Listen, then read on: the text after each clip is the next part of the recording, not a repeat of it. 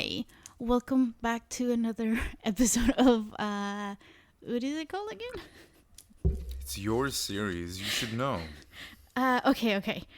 Setting sail with the One Piece fandom. Okay, to be fair, I know it's been okay for you guys. It probably won't be like much of a difference. It will probably be just like a few weeks, but for us, it's been like almost 2 months since the last time we recorded because it took me forever to finish reading the Sky Island arc. Because I discovered video games and I went down the rabbit hole of like playing video games and I didn't read. So yeah. Damn it. The moment that you start something I like, you do something else that I like, and I've been telling you to do it for literally years. And then you just don't do the first thing I told you to do. How dare you? Oh, that's right. I stopped reading because I went down the rabbit hole of listening to all of the Trash Taste podcast episodes. I'm caught up now. Not on One Piece though. Anyway, but I did finish Sky Island. Don't do so that. Super fucking white. Don't. That's white. That is so white.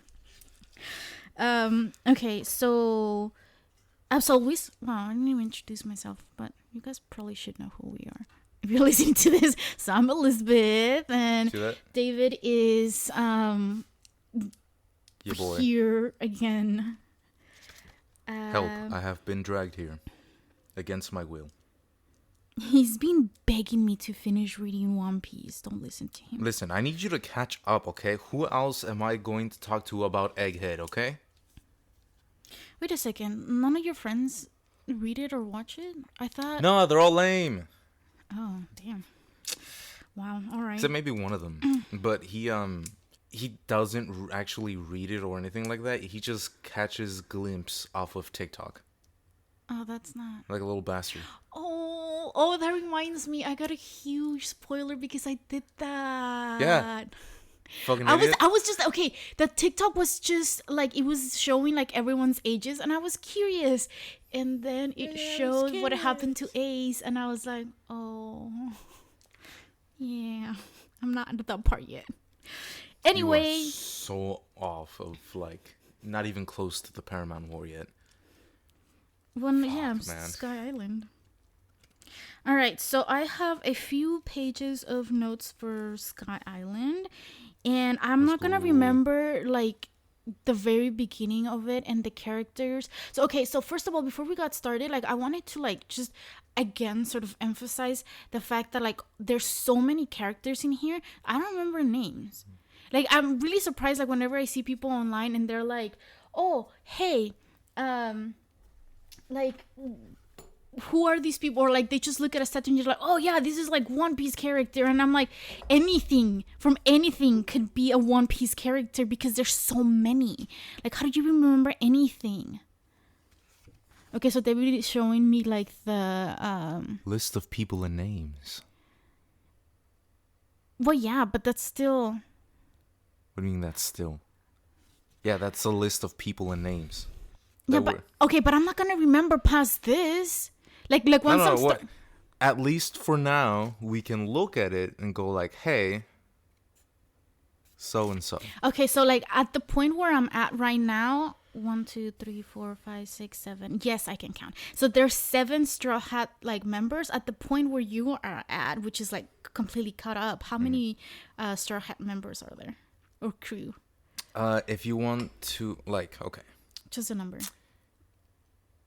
This is a complicated question, okay? Because this is also a debate between the fandom. You'll understand why later. 9, but some people would say technically 10. Is there one that kind of goes in and out? No. But you'll understand this. Is there one that's lost? In like two arcs. In two arcs, you'll understand what I mean about this. Okay. All right. That's more for you than it is for me. Yeah, I'm not gonna remember a lot of this. Anyway, so okay, so again, like at the end of like the Sky Island arc, they talk about like poneglyphs again, and I'm kind of like forgot. So those are the ones where there's like the lost history, was it 400 years or something? It's from I think it's part of the Void Century, so like 100 years worth of history, just like that has been quote unquote deleted. But I think that happened like 400 years ago, just about. If you Or think was it about 800 years ago?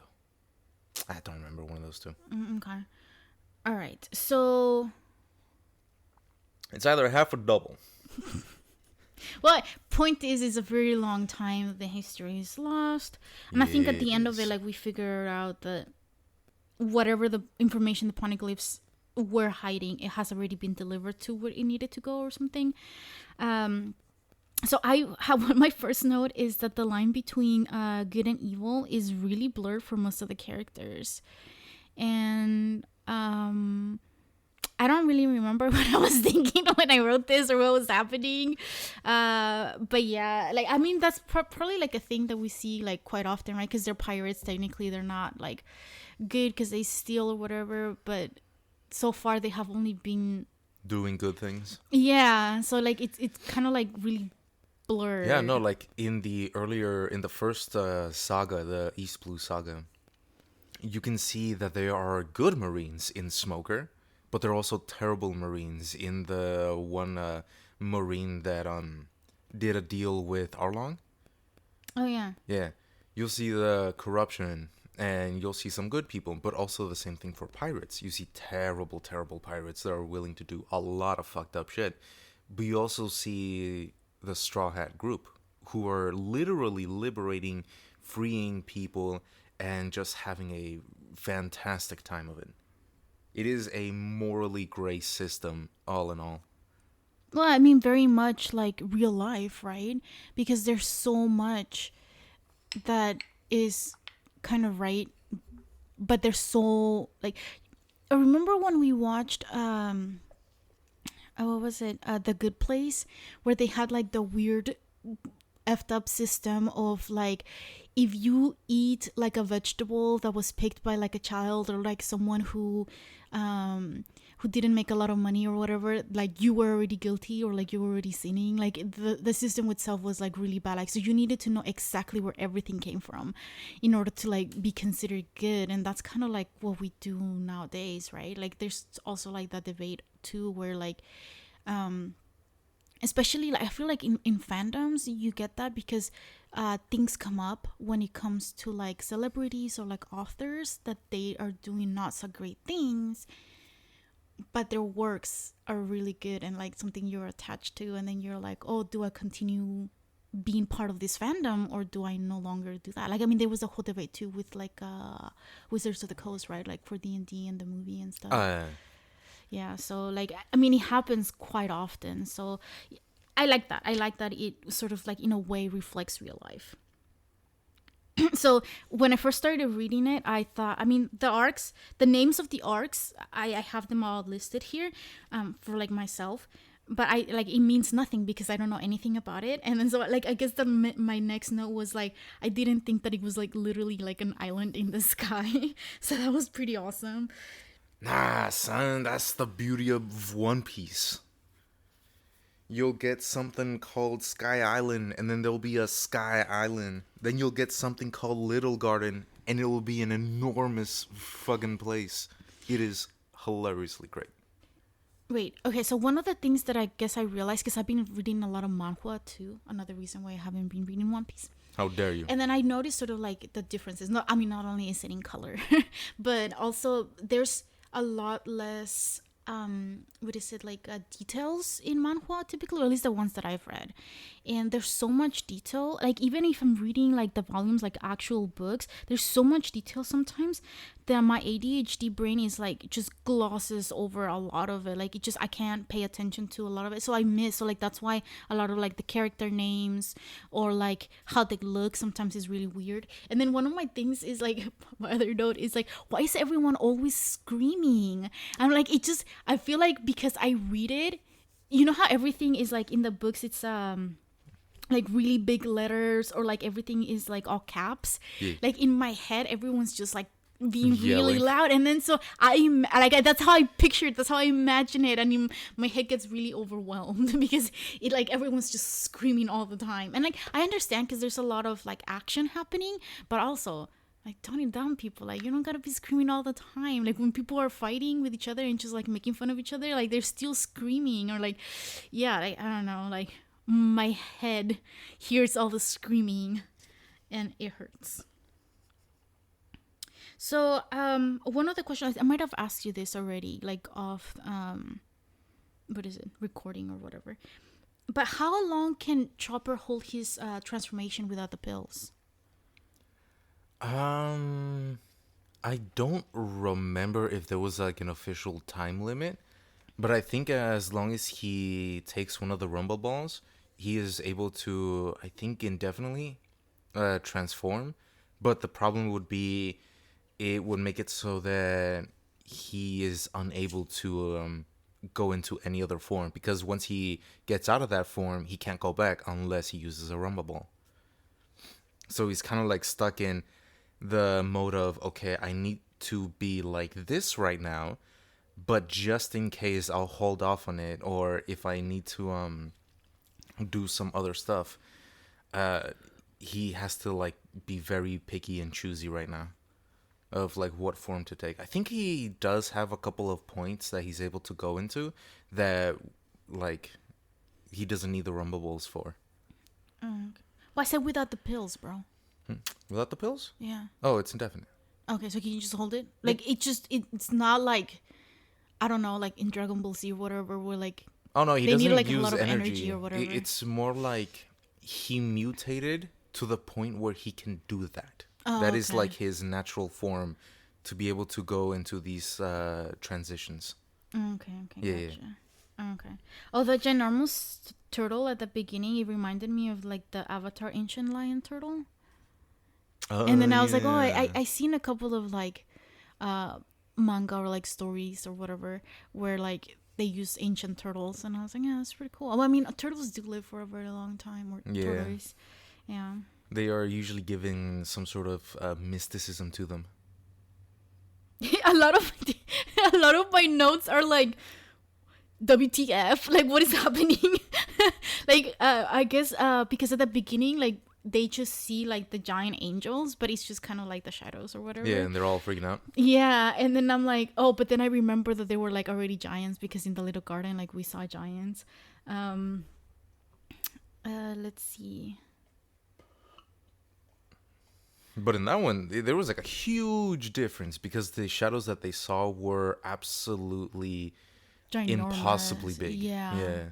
They were like obviously true. freaking out because they've seen giants multiple times at this point, and there has been nothing that big yet. That's true. Let's see. I just wrote that like once again we see that the treasure for one person is like junk for another. But I can't really like remember when I wrote this or what was happening in the story that led this. But it happens like quite often, because like even at the end of the arc, when they were trying to give them like a huge piece of like gold, and they like started running away, and I was like, oh. Yeah. When they pretend that they're like, oh yeah, we stole all of this, like, what? No, we were gonna give you more. Why are you running away now? We like just like mini It's like, little no, wait, hold on. trinkets. Yeah. Let's give you this enormous fucking pillar. Oh yeah, and like at the end, I think it was when like the part where Luffy like was like, "Hey, we should go like to like discover to see if we can find like Sky Island, right?" And then like he had to be reminded that he's a captain and that he gets to make the decisions. Like he totally forgot. Like he's just kind of like hanging out basically. Like he's not really captain. Right now, we're kind of seeing his journey on how to become captain, because like sometimes he would forget. He'll like, yeah, we're all friends here, we're all equal. That's like, that is the beauty of him being a captain, because he sees them all as equal and not as lesser. Any other captain would be like, you're underneath me. Well, all the captains that we've seen so far, that's the thing. Like they, well, except for like the good ones. Yeah. Like the good captains, they're usually kind of like really chill. They just kind of remind me of oh man, what's his face again? Luffy's like idol, like Shanks? red. Yeah, Red hair Shanks. yeah, like he was like pretty chill, but again, like he was captain, and like whenever he needed to, he went into captain mode, and I feel like that Luffy's kind of like taking that as well, where he's just chilling and joking around most of the time, and because everyone in the crew at this point has their own sort of role to play, and it's all important, right? At this point, it's not like you just have crew members like, I don't know, like in other pirate movies where they're just kind of like part of the crew, you know, and like they're side characters. Everyone's contributing a lot. Honestly, if you take any of the Straw Hats and put them in their own series, they can make very good main characters. Well, yeah, I mean, it's because at this point, it's not Luffy's. It doesn't feel like Luffy's the main character. It feels like all of them are the main character. Yeah. So I like that. It's just that Luffy's desires driving them all. Yeah, like he point. brought them together, kind of thing. But it's not like he's taking, or like he appears in more. Well, he probably does in more scenes. But also they all have like their chance to like shine and show. So that's pretty cool. I like that. Oh yeah, okay, so I think we had a conversation before where like oh god I'm gonna talk about Avatar. If I don't talk about Loki, I have to talk about Avatar apparently, but it just reminds me of that because you know how in Avatar the Last Airbender, like Sokka is like really smart, like he's very capable, and so is Aang, right? But when they're together, they like basically are sharing the same brain cell. They're like really dumb. Like that one time where they like send a message to Katara, supposedly the tough rope, but she can't even write or read, and they forgot that. Like they're like so dumb, and that's how kind of like I see like all the boys, like Nami and like what's her face again, man? Robin are oh like my God, the only like smart ones, like, and like the boys, like all of the boys share one brain cell. There's like, you know, 4 of them like just sharing one. Well, yeah, it's because they're all carefree, but when they have to be serious, they're serious. That's why I really love them as characters and how they interact with each other. Oh my God. But see, like, okay, it's so like, fun. Okay, not gonna lie, it kind of reminds me when I hang out with you and your friends. Like, you guys share like one brain cell sometimes. We're in sync. Yeah, and then I'm like, I need more girls in this group. That's why I like to invite the girls sometimes, because you know I have someone to talk to. Because I think at one point Nami did like talk to Robin and was like, I'm so glad you're part of the group now because I'm not the only one anymore. And I just continue with my dream of wanting my own personal chef. Like it would be so cool to have my chef. You Come on, like Sanji, come work with characters. me. You like characters based on how convenient they'd be to live with. Sanji's really cool though. Yeah.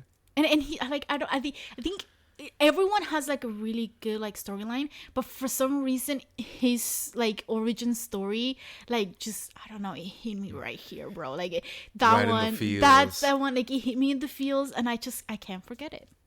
Even though his eyebrows are really weird, but we just Honestly, pay I attention to it. really think that's more stylish than it is otherwise. His eyebrows. Yeah. Because they're not like super freaky. Well, I appreciate the fact that it's only like one kind of like single line that You will curls only and not ever like see- super thick. Yeah, you will only ever see half of his face, ever.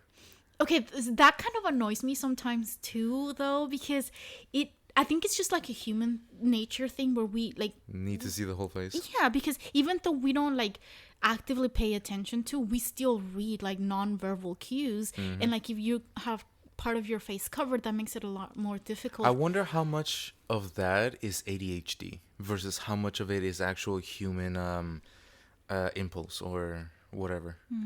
Good point. I don't know. Yeah, because like we both have ADHD and I don't mind it, so, and you do. So it must not be the ADHD, or it's because our ADHDs are different. No, you know, I think it's because I don't really like anything touching my face or like my neck. Oh yeah, that makes sense. Yeah, so like even now, like David has really long hair and I have a pixie cut.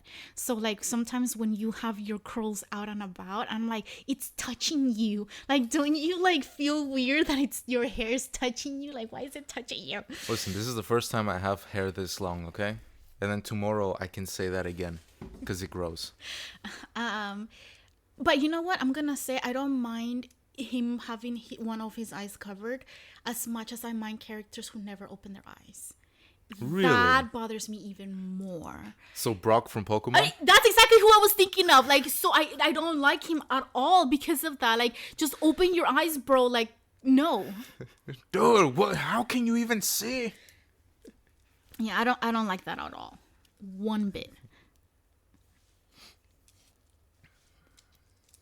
What's Oh, your next my next one. It kind of goes along with like Luffy forgetting that he's captain, and like he like whenever they go to somewhere new, Luffy's the first one who's like, yeah, let's go, let's just go see what's over there and explore. And I think most of them were like, well, we don't want to go. So most of the crew I think stayed behind, and Nami went with him just because. Just get me out of trouble. Yeah, basically, and I thought it was just hilarious how Luffy was just asking Nami, "Can I hit him now?" Like just like asking permission to like hit people, which is nice. He kept her advice into consideration, so I appreciate that. He is very blunt and extremely forward when it comes to things he wants to do. I feel like he's very impulsive. Oh yeah, absolutely. Like, very ADHD. He Is that why you like this series? Very ADHD. He's like me, for real. No, I like it because Luffy is one of the very few main characters that is a people person. Not only is he really, really good at reading people, he also knows what they need when they need it. Okay, so like Emotionally I haven't gotten to this part, but I've seen this picture on like Instagram like consistently. You bitch. I don't know who they are though, but I don't think it's a spoiler. But Robin, I think, is telling Luffy to like be careful because he could get betrayed because you know pirates do that. And then Luffy turns to the guy and he's like, "Are you gonna betray me?" He's like, "No." He's like, "Yeah," and then he's just like he has a biggest smile on his face and he's like, "Yeah, see, like he's not gonna betray me." That's not a spoiler, but that is so far ahead, my dude. Well, it is, but I feel like that is just him. Like that is the best sort of summary of who he is. He's just kind of like takes things as at face value, but again, like I feel like you're right. Like he reads people, he understands people, so he's kind of like, even though you come across as like weird or like you're gonna betray me or you have your own sort of goal, I feel like we can still be friends, or like we can still go on this thing. Yeah, so I like that. The one thing I guess it just became clear to me, the pirates measure their strength by how high their bounty is, which is kind of weird, but also it shouldn't be weird because that's how we do it in real life. How many followers do you have? Or how much money do you have, right? Yeah. Like how many houses, like that. I guess that would. But it's just weird that it's not like how much gold you have accumulated. It's like how high is your bounty. Yeah, because like how many people want to kill you? Oh, you must be really strong. Well, yeah, because they have a bounty that high and they're still not dead. I mean, true. think about it. God damn. And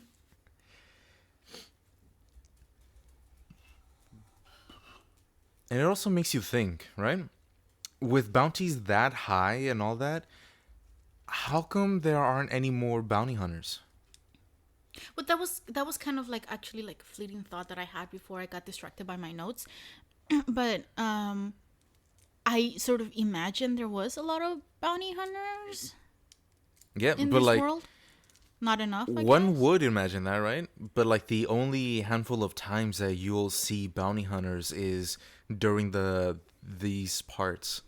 After a while, I don't think they mention bounty hunters all that after or at all. But it kind of also seemed that the pirates themselves were the bounty hunters. Yeah, but also if they have a bounty on their head, how can they turn in the bounty? Someone else to do for them? They need like a proxy or something like that, right? I guess, yeah. I mean, I'm pretty sure some but like people do that. the conspiracy behind this is that The bounties are more for the Marines than it is for anybody else. Because if Marines Like a motivation capture for the Marines, I that, they guess. get notoriety, they get like a bunch of benefits and plus the money.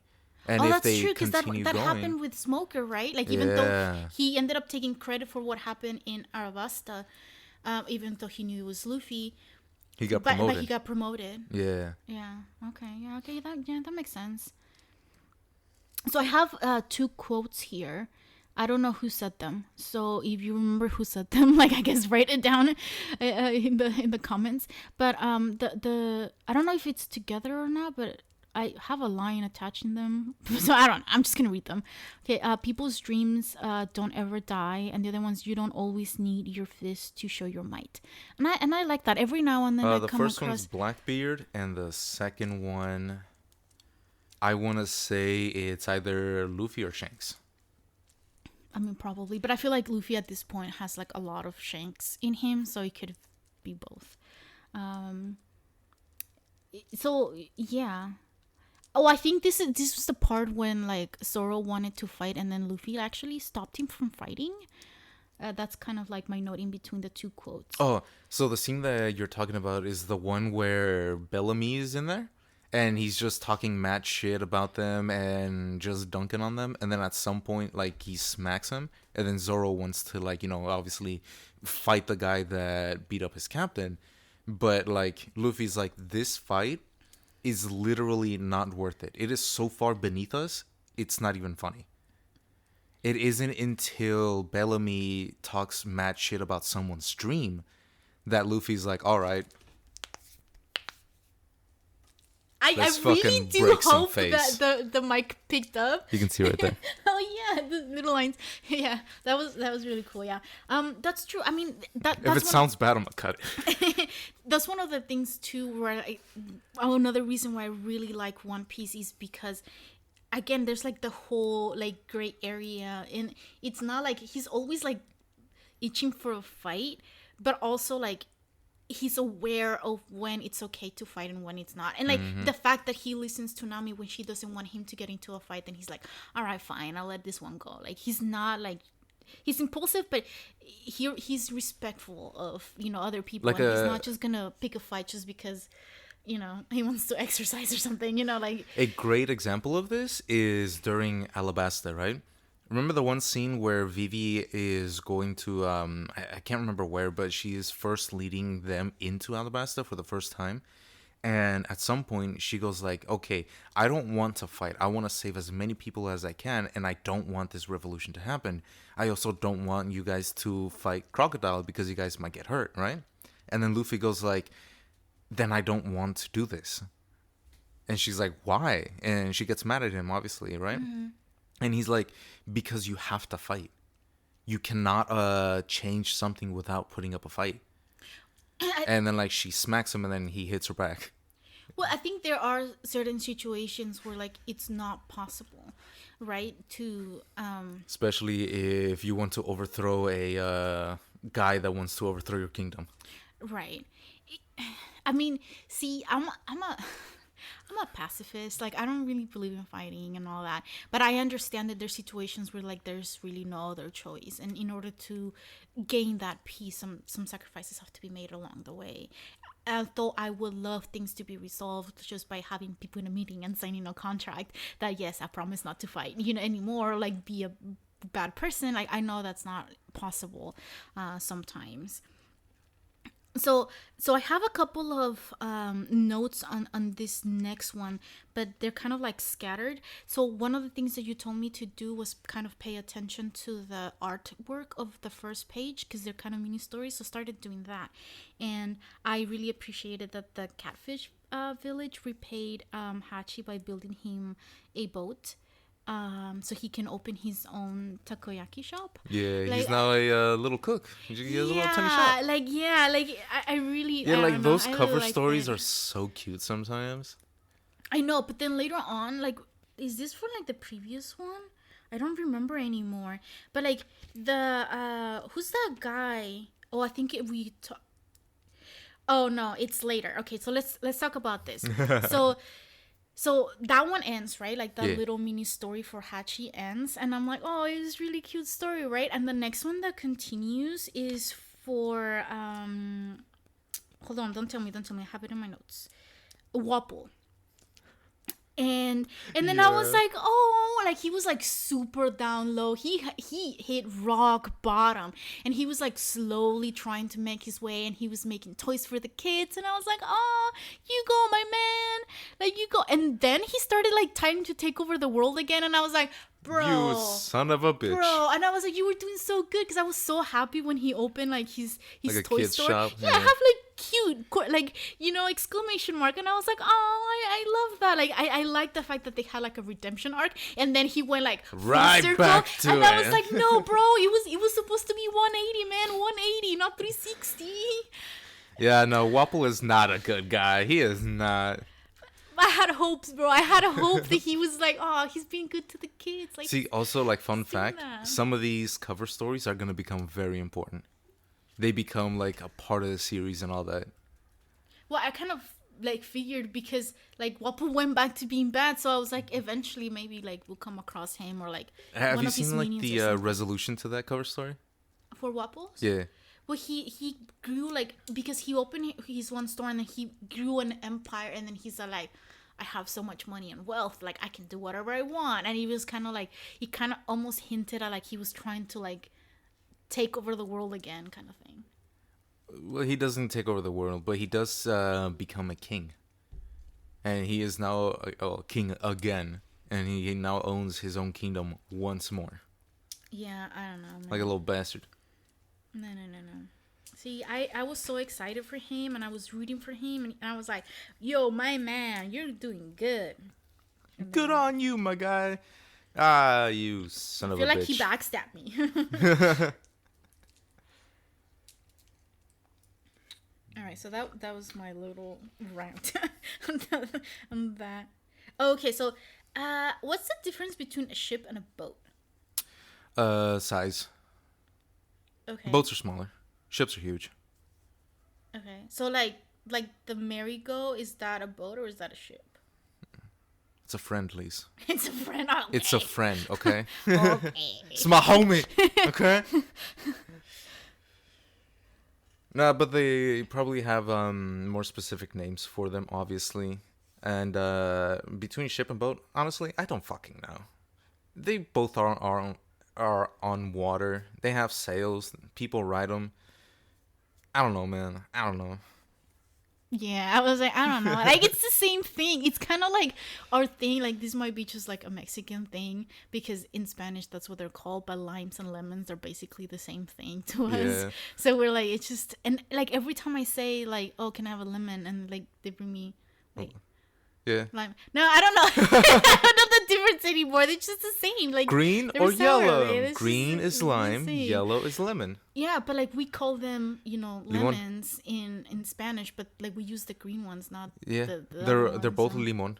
Yeah, they're both are. They're both sour. Like that's Yeah. yeah. A lime is just an unripe lemon. Yeah, I don't know. Man, they're just the same. They're all the same. Yeah. Everything's blending in. Ship, boat, lime, lemon.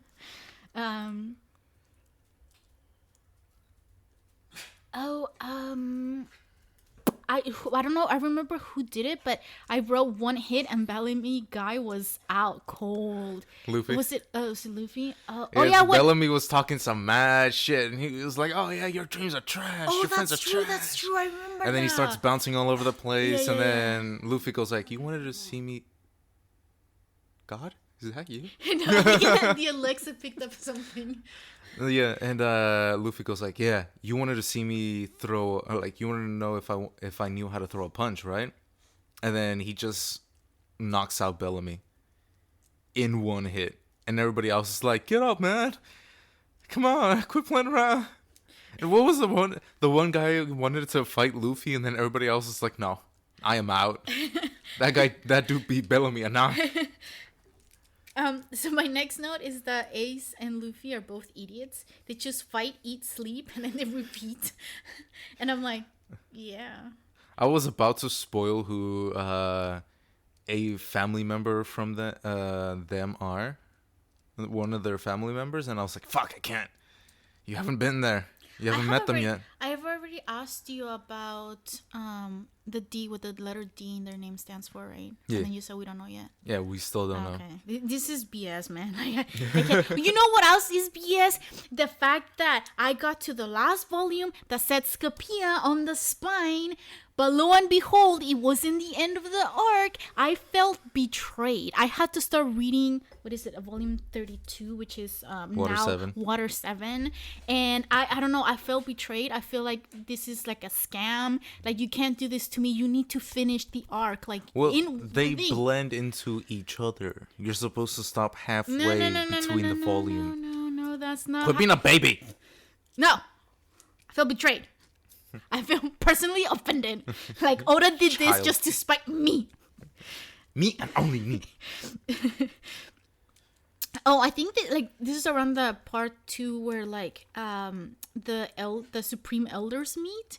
And I'm like, why is there always a bunch of men? Like, why? Like, why you're talking about the It's the 5 Navy stars ones. or something? Yeah. The Gorosei. Yeah. Yeah, fuck those guys. Well, Old sons of bitches. It's just always women, like men, not women. Fun like fact. Men. I've never been there. We only know 2 of their names. Oh. We don't know anybody else yet. Well, he's whatchamacallits. So okay, so let me just clarify this, like, for my own thing, because there's so much information that I'm kind of like, how did you remember anything? I have been a fan for a while.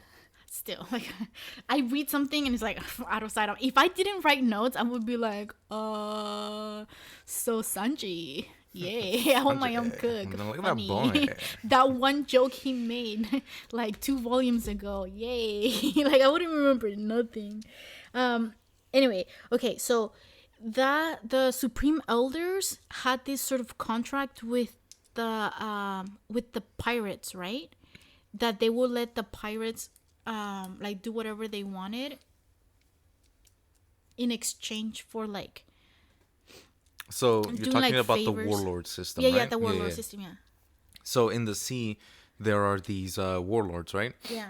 And what they are essentially privateers, pirates that have been acquired by the Navy. So now they are the Navy's responsibility. Technically, the messed up shit that Crocodile was doing, he wasn't supposed to. The Navy was supposed to stop that kind of situation from happening, but obviously they turned a blind eye, they were paid off, and they didn't really care.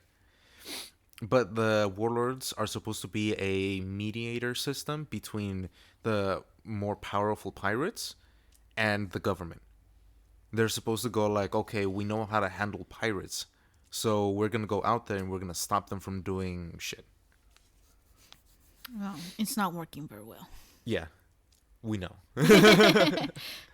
That it's a corrupt system from top to bottom, my guy. I just love the fact. Who's that guy? Like, the greatest swordman, the one that has like a cross. Mihawk? Yeah, like, he shows up and he's like, I'm gonna join you guys, and I was Dracula like, Mihawk. you go, what's up?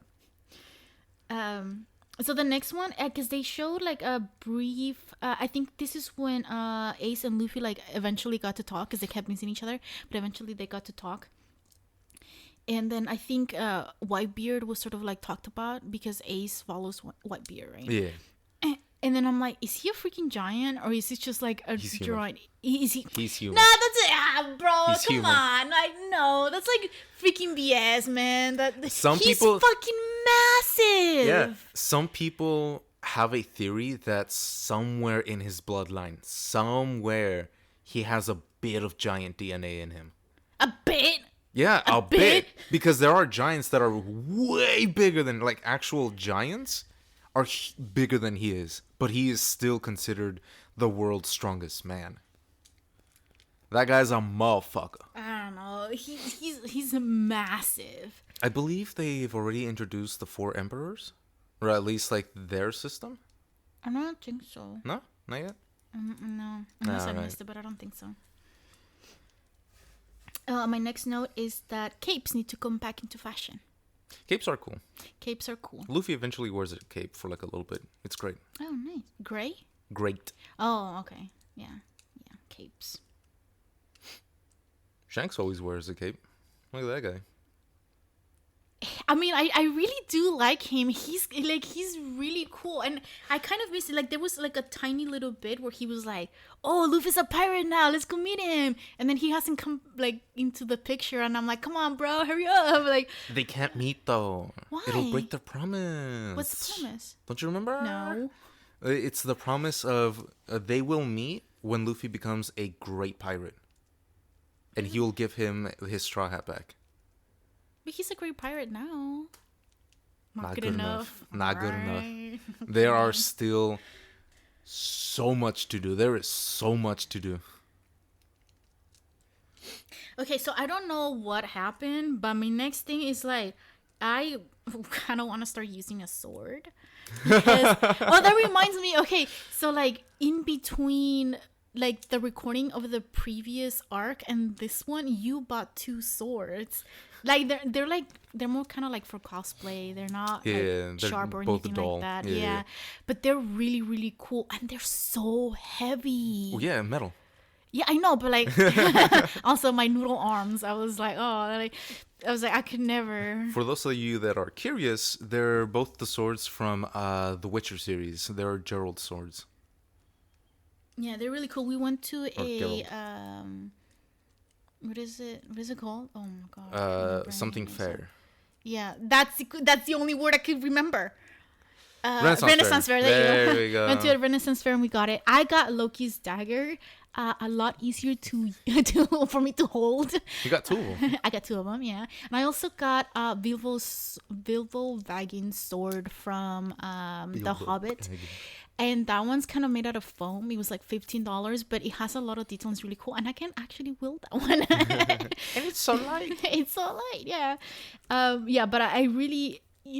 Okay, so I wanted to do this with you because I don't want to do it by myself, but there's a lot of like personal trainers out there who train you like using a sword. Like they have you exercise by using a sword, and it's like so cool, and I want to try that. Come on, David. I am far too lazy for that shit. Come on, like we can do like a 6-week course or something like that. I'm pretty sure that'd be cool. It would be so cool. I will have to use the Bilbo sword, like the foam one, because Then you're not gonna get any exercise. You're gonna have to use something heavier. but for me, it's not so much about like, because It's okay. all about the exercise. No, not for me. Like ADHD, like just too lazy and couch potato, too much of a nerd to exercise. But like for me, it's more about like the experience. So like if you tell me go to the gym and exercise, boring. I don't wanna. I don't do it. But if you tell me spend 2 hours walking around catching Pokemon, yes, every day, let's go. And then so like it will get me like active enough for my standards. Why do So you sound so white, Lise? Shut up, leave me alone. Like, oh my god, I live in the valley? Well, I do. Well, we do. Shut up. Leave me alone. No, you're supposed to be hardcore, Lise. You're supposed to be gangster. Okay. I'm like the least gangster. Like, Yeah, I know. That's you- why I'm disappointed. can you picture me being a gangster with this high-pitched voice? Like, I can't. There have been more gangstery gangsters with higher pitch voices. Okay, I don't know. Okay, serious topic. Okay, so like I think it was right after like the whole fight with Luffy and like with that one guy, the cone head, or the guy that's looking for the treasure, where his ancestor, Cricket? yeah, where his Blanc ancestor Cricket. was accused of being a liar. Nolan. Oh, after I heard the whole story, I was like, people are so scandalous, man. Like, so mean. Like, he basically got, like, oh, man, I can't. Like, here's a non-spoilery, what is it, theory? People are equating Nolan to be, what's his name? Usopp's mirror. You know how Roger is like Luffy's mirror? Okay. Or people are comparing Roger and Luffy a lot? People believe that if more people personally knew Nolan, they would compare him to Usopp. Well, I can see that because they're kind of like both piratey, but also very interested in a non-pirate aspect of it. You know, like Nolan was he was a herbalist. And so he was into like exploring, doing piratey things in order to be able to live his dream of, you know. Yeah. And for Usopp, it's kind of like inventing and doing. Yes, okay, I'm getting closer to the mic. Sorry, apparently I'm not. I speak very softly, and David No, hates it. you weren't speaking. You were away from the mic. There is a difference, okay? You were like 3 feet away. I was not. You were like a yard away. Anyway, so okay. So, but then that got me thinking because Cricket's dream was to sort of prove his ancestor correctly, right? And my question is, at what point do you give up when you're trying to do the impossible? Like, for example, like a lot of people kept telling him like I guess the Skyline Island wasn't real, or like the treasure wasn't real, but he kept trying for so many years to like prove that his ancestor wasn't a liar. Like, when do you stop? When do you give up? Well, that's what a dream is, isn't it?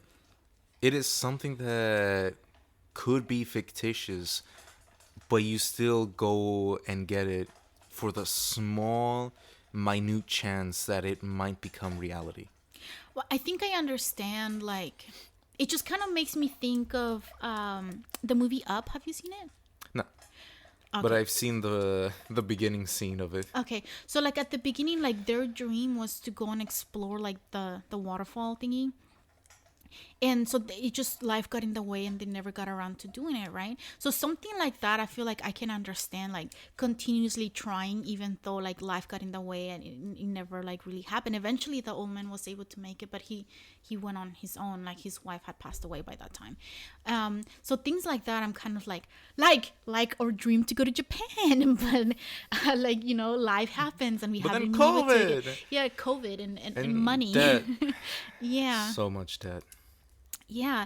So like I understand, like, you know, continue trying like to reach that sort of dream, but I feel like sometimes there are dreams that people have that are just flat out impossible, and they spend their whole life suffering to try to make that into a reality instead of like living. So it sort of like takes over their life and you don't live anymore. Yeah. This is like a really boring podcast if we just keep agreeing with each other. Listen. To make a podcast, you need two individuals that have different opinions and different views. Unfortunately, we are siblings. No, not only are we siblings, but we're very, very much alike. Like, we like very similar things. Our personality is very similar. Apologize to everyone who's listening to this podcast. It's just gonna be two people agreeing with each other. Two people going like, yeah, no, absolutely. Yes. Furthermore, I will repeat your point, but slightly different. Yes. So, I mean, I would like to hear like from other people, like, at what point do you stop trying to chase that one dream that may seem like impossible? Because we see like so many like stories about like the underdog that reaches their dream or gets to like a place that's very close to their dream, or they realize, hey, maybe that dream that I had when I was 5 years old is no longer my dream. I have a different dream and I was able to achieve it. Those are fantastic stories. We all love them, right? I mean, there's a reason why Naruto did so well, right? Where like movies like, I don't know, like Harry Potter, I guess, like do well, right? Because it's sort of like the underdog, right? Like, we all root because at one point or another in our life, we all felt like that one person, like we were in the underdog and we wanted to have a win. And so those stories are really good. But I think sometimes there needs to be a time where we like stop and analyze or like reflect whether or not this is actually like a dream that we have, a dream that we want to achieve. I think a lot of the times we end up like kind of like the old man from the movie Up. Like, we forget about our dreams. It just, a dream is just a thing that it like that quote said, like, it never dies, but we never really do anything about it, right? So there's kind of like the pendulum usually swings in one direction or the other, where like, you know, we have this massive dream, but we never do anything about it. Like, we never try to dream because it just seems very impossible. And then you have people over here that give up their life in order to try to achieve their dream, and they never can because it's either impossible or they just allowed that dream to consume them, and they forgot to live, to experience other dreams. Well, there is a difference between a dream and an obsession. Yeah. What, like, the obsession will make it so that it consumes you, whilst the dream is the thing that you live for. So even if you're chasing that dream and you might not be doing that great or what have you, you are still living your dream. You're still, like, chasing it, and you're, living it. As for an obsession, it is not something that is necessarily good for you. Well, yeah, that's why I was like, there has to be a point where you're like, not good, bro. Like, I gotta stop, because it's consuming my life and I'm not living anymore. Yeah, so we both agree. There you go. Yeah. Oh, so we are going to do a commercial break. And the commercial break is... oh, no, I'm not good at this. I wanted to do this funny commercial break where I talk about, like, dog food, because we needed to stop talking because no, it's not my dog. My brother's dog was just wanting to eat more. You're gonna stop eating. Anyway, we're not in commercial break anymore. You suck at improv. I do. You're supposed to go yes and. Yes and. My brain couldn't catch up. Like, I had an idea and I tried to chase it, and like, it was just the idea. Like... See, this is what happens when you don't follow your dreams. Okay? Just do it. I really love it, like, because the crew at this point is kind of broke. And because they've been helping friends and they've been meeting friends and making connections. Well, they made hella money at the end of this arc. Of this one, yes. But, like, at the beginning, they were, like, super broke. Yeah. So they were just, like, living off of, like, dinosaur meat and stuff that Sanji and Zoro captured. Yeah. And then they ran out. And then, like, I thought it was, like, hilarious how, like, like, how it was just, like, found a fish. Oh, and the next band was, like, Sanji's like, I sauteed it, and the next one is like Luffy eating it. like he's just like, oh, found some random fish that we don't know if it's poisonous or not, but Sanji's like, I'm just gonna cook it, and Luffy's like, okay, I'll eat it. Yeah, no, here's the thing though, Sanji's such a great chef that even if it was poisonous, it will no longer be poisonous by the time he's finished with it. Well, I guess, like, living in the... No, he wasn't living in the Grand Line, was he? No. Well, here's the thing. Well, he was traveling around with the chef, right? Yeah. So he was close at some point, and I think, like, some people at this point would speculate that he might be from either close or from the Grand Line somewhere. But I don't know. Okay, so that's a sort of like a summary of what happens, right? Like, they just find random food, Sanji cooks, Luffy eats, right? But also, like, Luffy gets into a dangerous situation and everyone's just sort of commenting on it, like, not even trying to help Luffy. They're just kind of like, oh yeah, oh, did you see that? Yeah, that was cool. All right, yeah. But they didn't, like, no one is like, Luffy, stop it. Like, they're just kind of like, right. Oh, which, look cool, at that. Yeah. He's in his natural environment. Look at him go. I think this was when Usopp was like, oh, I'm gonna swim in the clouds, and then Luffy's like, yeah, me too, and then he starts sinking, and they're like, oh, he's sinking, yeah, all right, yeah, and then they're like, oh, he's sinking, and they're like, oh no. They rush to help, yeah. Okay, so my next comment is like, I don't think I will make it as a Straw Hat, because I'm kind of picky with what kind of fish I will eat. No, you won't. Not after Sanji cooks it. As soon as he puts it in front of you, you're gonna be like, oh my god. True. Because, like, out of his restaurant that he works in, world renowned, by the way, everybody knows of Baratier, and out of that, he was one of the best, if not the best. So this is kind of like, okay, so at the beginning, I studied abroad a couple times, and that kind of got, like, you know, the traveling bug in me, and I went to school and I was poor, so I couldn't do that anymore. But now I'm kind of like, oh, you know, I can see the light at the end of the tunnel. I want to start traveling again. And Japan has always sort of been at the top of my list of countries to visit. And at the beginning, I was like, oh, because manga and anime, and I'm a nerd. I want to go to Japan. But the more I learn about Japan, the more I'm kind of like, I just want to go there to eat. Like going to Akihabara and like all those like nerdy places. I'm kind of like, yeah, I want to go like play some crane games and stuff like that. But the food though, like that's Food is life. Yeah, but see, another reason why I connect with Sanji, because Listen, food. We're Mexican, okay? Food is life. It's what we do. We eat, we create, and then we eat it. If we don't know what it is, we'll try to eat it first, and then if we can't eat it, it's useless. I just realized that most of my notes are just funny things. Just things I found funny. No story beat. You're not curious about any character interaction. Nothing to do with a void sentry or how someone from Roger, how he wrote on the golden poneglyph. None of that. By the way, no one can write on those things. What? No one can write on those things. They're indestructible. On what? Wait. On the poneglyphs. Write on it. Yeah. No. Liar, liar, pants on fire. Goldie Roger wrote on it. Was it him, though? Dun, dun, dun. Conspiracy theory time. We got nothing. Well, I know the answer. Oh, do you? Okay. Well, I know nothing. But also, here's the thing. Robin is literally the only one who can read those things. How did he know what it says? Who? Roger. Goldie Roger? Yeah.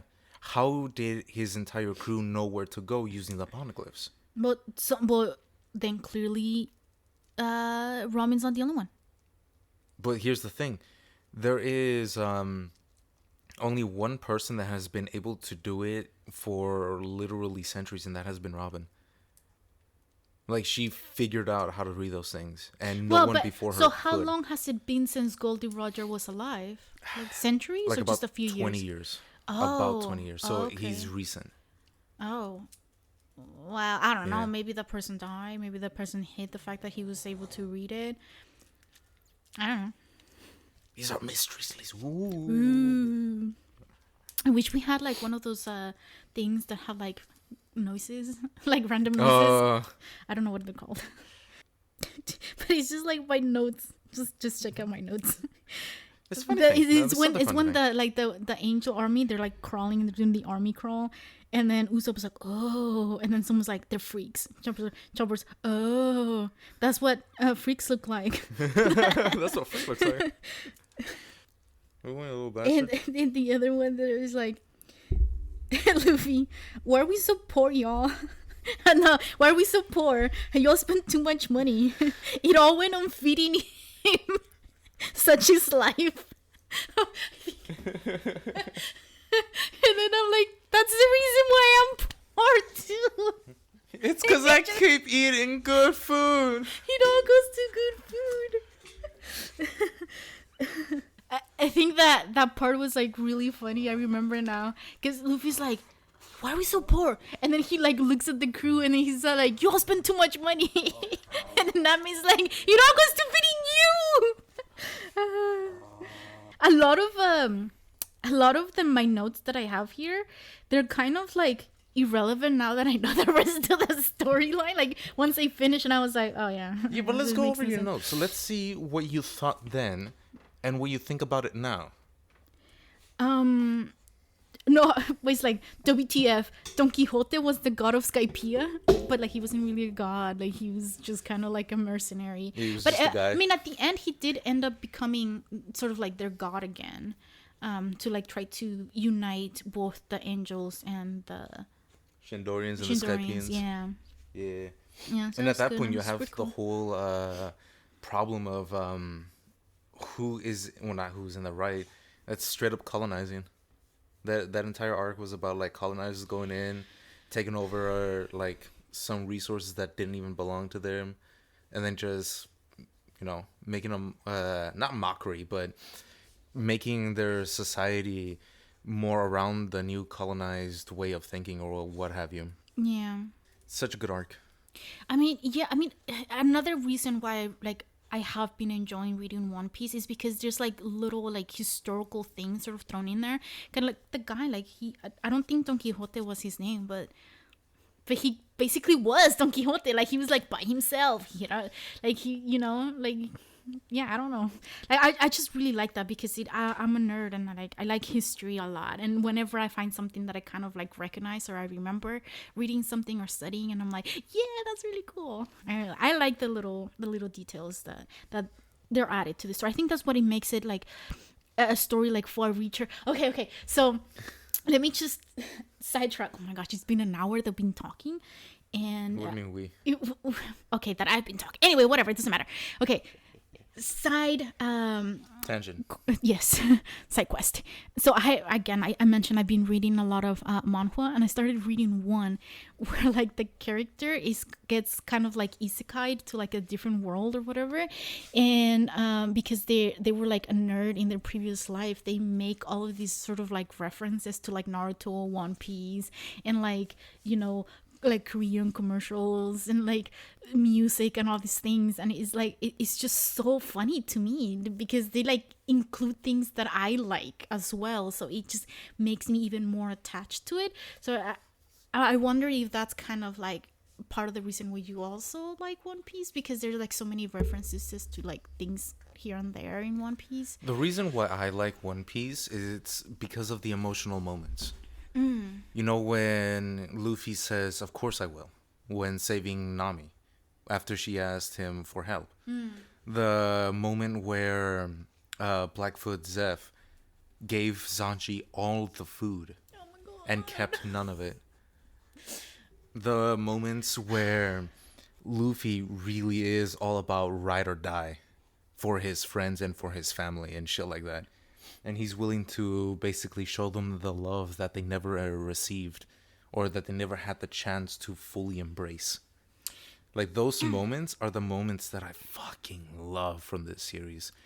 And Well, I there's, like the fact that all like over. there's a lot of moments like that, but there's so much like random things happening that I'm kind of like, what is going on over here, and like who's that, and like there's like so many sort of like random meaningless things that are just kind of funny, and like there's funny moments, and like like we said, Luffy's it's very sort of impulsive, so they get into like doing all kinds of like side quests or whatever, but it's all sort of along the way. There's like so many moments like that where like it just keeps connecting the story and it doesn't get boring. So I feel like because this is like the beginning, it's only gonna continue being like this later on, and it's gonna be even better. Oh yeah, my other thing is like war is stupid, why can't we just all get along? It was Why can't we be friends? Why can't we So- be friends?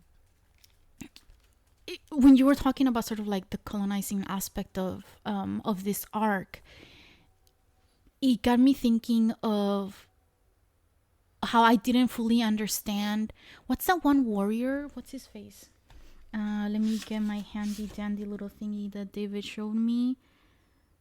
I still don't know. No, not that one. Oh, the Viper.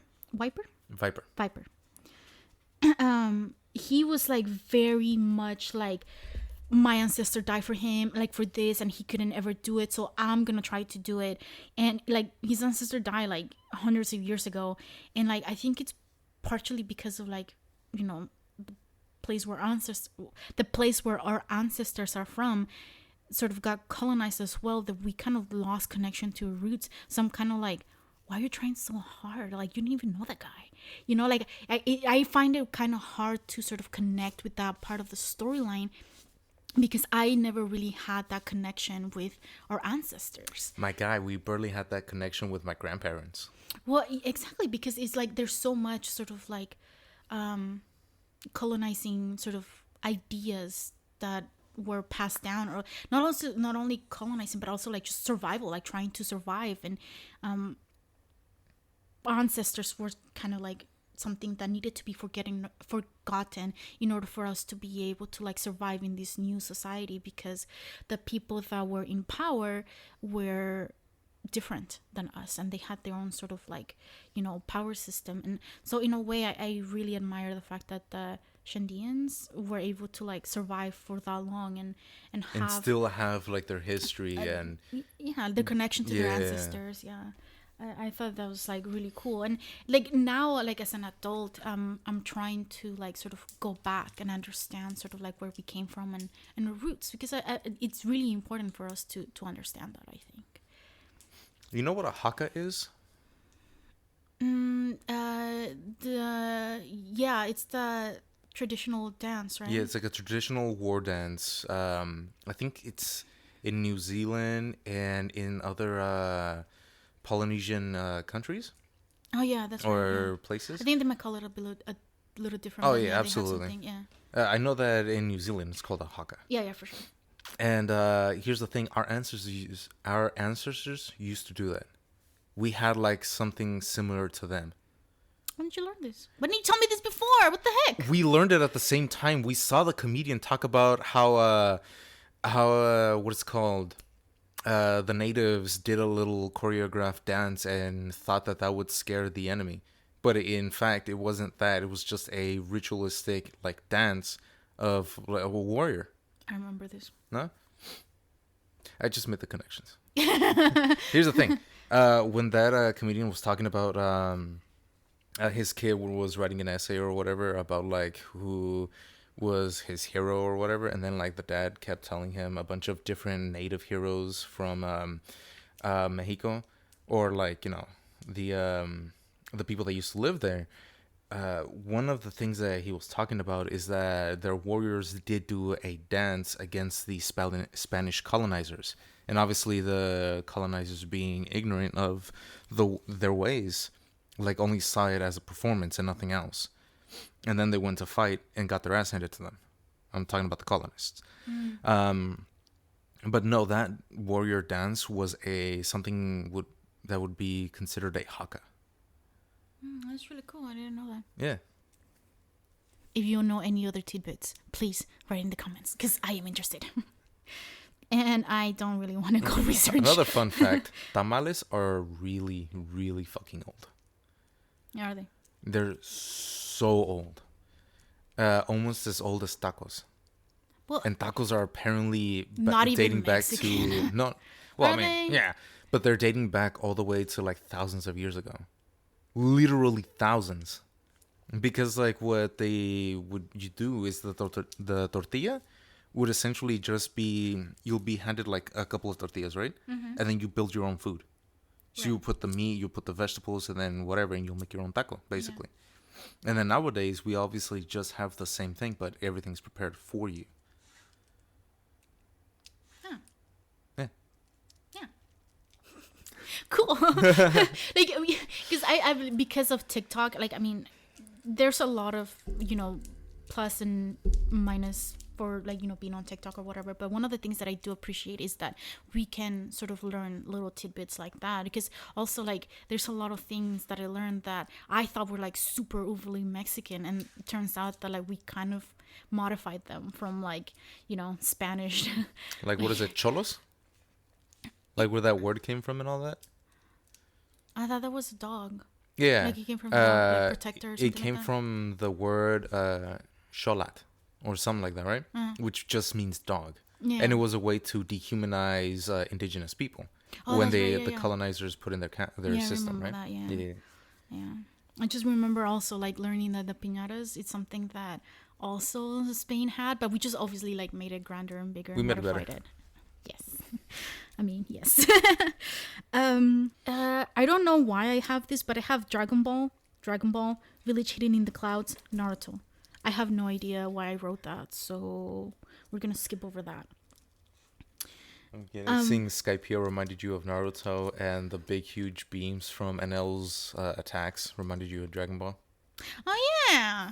Oh, see, wait, this is us sharing a brain cell now. Same brain. It's almost like we're related. Isn't that wild?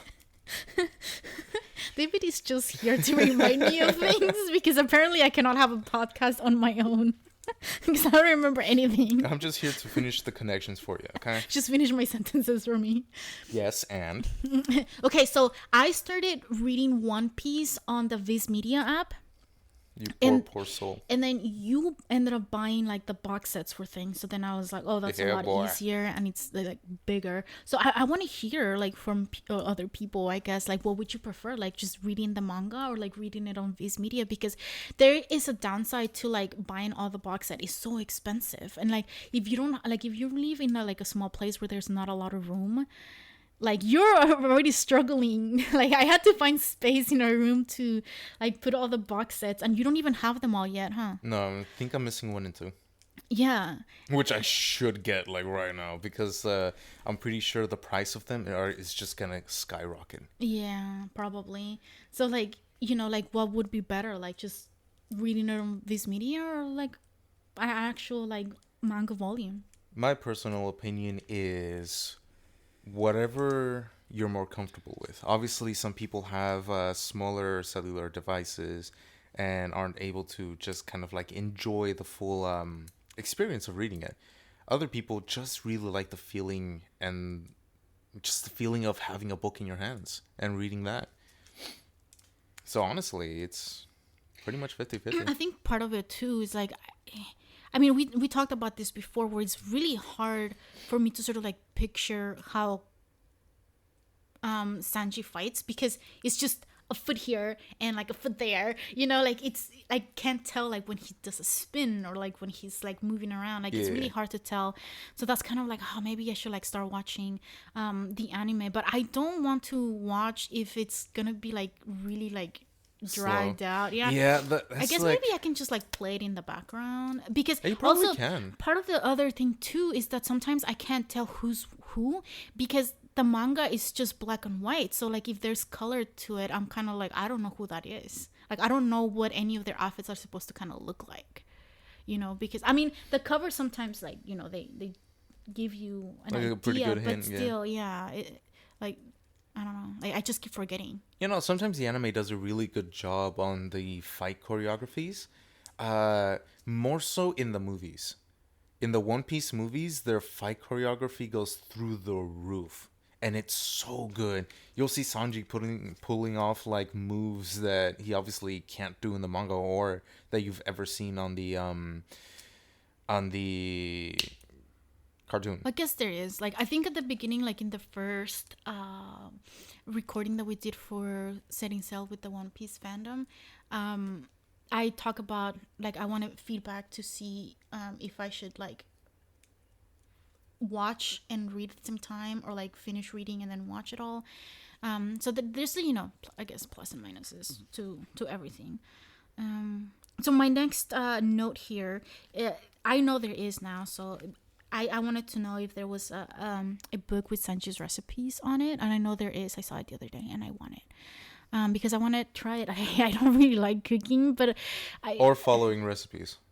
That too. I guess really impatient. Like, it takes forever. There's so many dishes that are needed. Like, oh gosh, no. See, this is why I need because when Steps. you're cooking, well, yeah, but you also use a lot of like containers, and then at the end the food is really delicious. But then you have like a massive pile of things you have to wash. Like, oh, that's just your ADHD speaking. Well, okay? exactly. Let your dreams. I just want someone to cook for me, please. Okay. Okay, so my next one is probably something that a lot of people have thought of before, but Zoro always gets lost. Where the hell does he get his confidence from? He's just kind of like, yeah, I'm gonna go, and then he just starts walking. And why is the crew still letting him go by himself if he gets lost every single time? You don't have to be smart to have confidence. That guy's so fucking stupid that he doesn't even realize that getting lost is a bad thing. If I was a crew member, I'd be like, dude, you need the buddy system. Someone's going with you. You can't go by yourself. You see, like, sometimes in the backgrounds, you'll see him wander off somewhere, and then, like, one person from the crew will, like, notice him and go, like, nah. Come back over here. Follow the group. Stay within the group. I think this is the one where they were looking for like the bird or something, and they needed to like split up the to south find bird it or something. Yeah. And then he found it, and then like he keeps running everywhere but south, and then like the bird is like, nah. This is south. It's like, this motherfucking thing doesn't know where south is. And then I just realized that with like Robin's like power, she can basically just do the stop hitting yourself trope. Yeah, pretty much. Does she do that? Because that would be so funny. I don't remember. Like, it's been a while since I've seen her not fight, but like she usually does a bunch of grapples. Yeah, I don't know. Which ironically it's enough, so funny. You're just sitting there like, stop hitting yourself. Stop hitting yourself. That's my kind of humor. oh yeah, you are a child. The funniest thing I have read that I cannot forget, and this is another reason why I like Sanjay, is when he was stuck in that like villain's lair that he found in like what is it in the little garden, was it? Oh, yeah. Yeah, and then he answered the phone and he was like, "Welcome to like crap restaurant." Like, what do you want? Like that was like, I don't know. Like it's just the funniest thing. We should watch episodes of Alabasta, I think. Wait, does it have one of those? Whatever. Yeah, so again, it's like really hard for me to like follow the battle sometimes because there's so much detail. I'm like, I don't know who's fighting, I don't know who's who, especially when they get like smushed in the face. Oh, I'm you haven't like, met him yet. What? No, I'm saying like in the manga, like when I'm reading, it's really hard to follow the battles, and also my ADHD brain. I just like read. You guys get it. She doesn't get it, but you guys get it. What? Don't worry about it. Oh my gosh. Yeah. Okay, so my question to you, David, is out of all of the devil fruits that we've seen so far, where I'm at, Yeah. which one would you eat? Oh my god. There's cases to be made for like so many of them, including Buggies. Because Who's like Buggy again? The clown guy What who does he has do the chop fruit, who is able to like cut himself and then just deattach and reattach. Oh yeah. Yeah. Something's over there and just send your hand. Oh, okay, I guess, yeah. You can stay here and you can float too. Just detach your legs and you start flying. That's Ace's so cool. power is pretty cool though. Well, I yeah, feel but like, how are you gonna apply that in modern living? True. But I could say the same thing about the chop fruit. But it's between the chop fruit and NL. I will. What? And NL's lightning fruit. I think it's called like the Goro. Is it Goro? Thunder fruit. You know Lightning, what I lightning? would do? Whatever. I would give the human fruit to Canelo so we could talk. That would be so cool. Canelo's my dog, in case you guys know.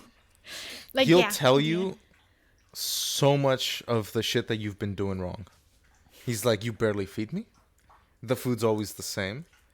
Like, I give him take me out food for and walks. snacks. What's up with that? I'd like running around and playing with you, man. I think he would insist on like me playing with him more and taking him out on walks. I give him a lot of food. That's why he's so chunky. And I took him to the park today. He'll No, probably here's the just be thing. really annoying. He'll be though. eating those snacks that you have behind you so often without you knowing. Yeah, but can you imagine how much money I can make on TikTok from a talking dog? Like we would just be rich. We would, like I would just quit my job and become a YouTuber, and like me and Canelo would just like make videos. Why not eat the And- human fruit yourself? But so I can become more human. No, you become a wise person. Like you gain a sage-like wisdom. Are you saying I'm not a wise person right now? I'm saying this will benefit you in your job, you dingus. Ain't you a fucking psychologist? Well, yeah, I'm a therapist. Then But a talking you can dog. therapize But people. a talking dog, David. A talking dog. You'll gain the wisdom of Solomon. Whoever the fuck that guy is. But yeah, lightning or Oh, chop. okay. So I saw this. Wait, in, like, you haven't TikTok- answered the question. You were like talking dog. Yeah, that. Yeah, but no, like you. Who would you eat? Not who, but you know. Well, I know I would get the fruit so Canelo can eat it. No, fool. You have to eat one. No, you have to eat one. I don't know. They force it down your throat. Which one is it? I don't know. No. Okay. now. Well, No, now. let's recap. Okay, there's like the stretchy one. There's the lightning There's the one. gum, there's the fire lightning. one. There's Chop. inanimate object one comes to life. Which one? The dog dog that was one? like a bazooka or something. Yeah, that's like a dog fruit Yeah. that a bazooka ate. Not the other way around. You understand that, right? a bazooka somehow ate a fruit. Yeah. That's nah, but that's kind of weird. That power. I don't know. How do you not know? No, I mean like those kind of okay. They're kind of lame. Like I don't really want those powers. You don't want the ability to be intangible? How about the sand fruit? Okay. We live in the middle of a fucking desert. No, we don't live in the middle of the desert. Actually, that one would be kind of cool. I don't know. Like, okay, so here's the thing. Like, I'm thinking it of in the perspective of like, in our time, like, those wouldn't really like do much to my current living situation. That's why, like, I would just give it to Canelo. Meta no mi, the fire fruit, the flame, whatever. Aces fruit. During winter, you'll never be cold. During summer, the heat's not gonna bother you. Oh, hey. Oh, okay. Well, I mean, I was thinking of choosing that one anyway, only because like what it just reminds me of like.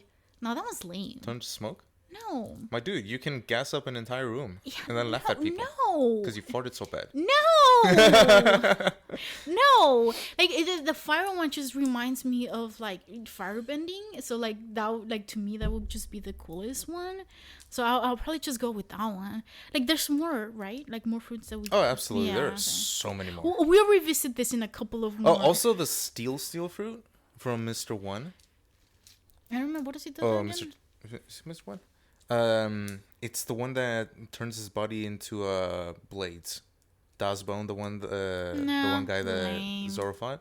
What about the wax fruit? If there was one. What about turn your boogers into bombs? No, that is disgusting. What about paint people and they get feelings? You're a therapist. Paint people yellow and they'll be happy. No, that's not how therapy works. That's how the fruit works. Yeah, but no, that wouldn't be helpful. No, if anything, I would want a fruit that like I can just instantly become like a really great cook. That way I don't have to like learn. I would just like immediately just become like. Dude, you're a lost cause. I am so sorry. No fruit can help your shitty ability in the lack of cooking. I can cook there is a fruit that makes whatever object you grab into food.